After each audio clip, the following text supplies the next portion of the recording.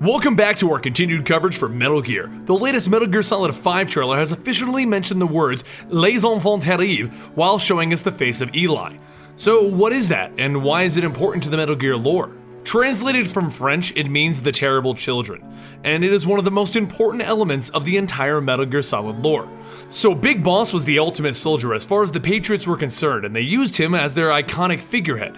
The Patriots were a group of individuals that were trying to fulfill the original boss's dreams, and they were doing this as a secret organization behind the scenes.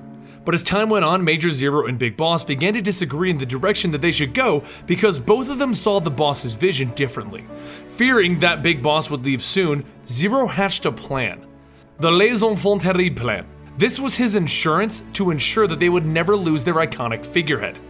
So, in 1971, the initiative was started, and Zero had Dr. Clark, also known as Paramedic, lead the charge.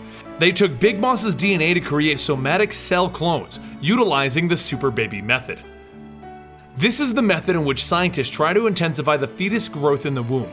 So, they create 8 cloned babies and they transfer them into the womb, and then they eliminate 6 of the weakest cloned babies at the time of their choosing, allowing the remaining 2 to become the strongest. In 1972, they took this super egg and they transferred it to Ava's womb, allowing her to become the surrogate mother of Big Boss's children finally. Once the egg finally took, they modified it further by forcing one of the eggs to take the dominant soldier genes of Big Boss and letting the other twin take the recessive genes deemed inferior for the project's goals.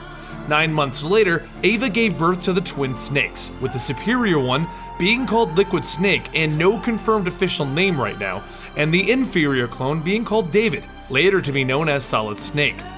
Problems began right away with Big Boss learning about the clones, and because of this, he decided that Zero had finally gone too far, so he left the Patriots. The two brothers were then used against Big Boss as an insurance policy as Zero went into hiding. Later, another clone was made that didn't go through the entire genetic modification process and was therefore referred to as the perfect clone. He would go by the name George Sears and later Solidus Snake. All of the clones were imprinted with an accelerating aging technology to ensure that if they ever did turn against their creators, they would eventually just die off. Due to this, Solidus appeared to be older than his brothers, and Solid Snake aged very quickly in the end. We'll be covering more and more of Metal Gear as we get closer to the new game's release, along with a complete redo of our original complete story series that goes more in line with our new style that you can find over at Comic Storian.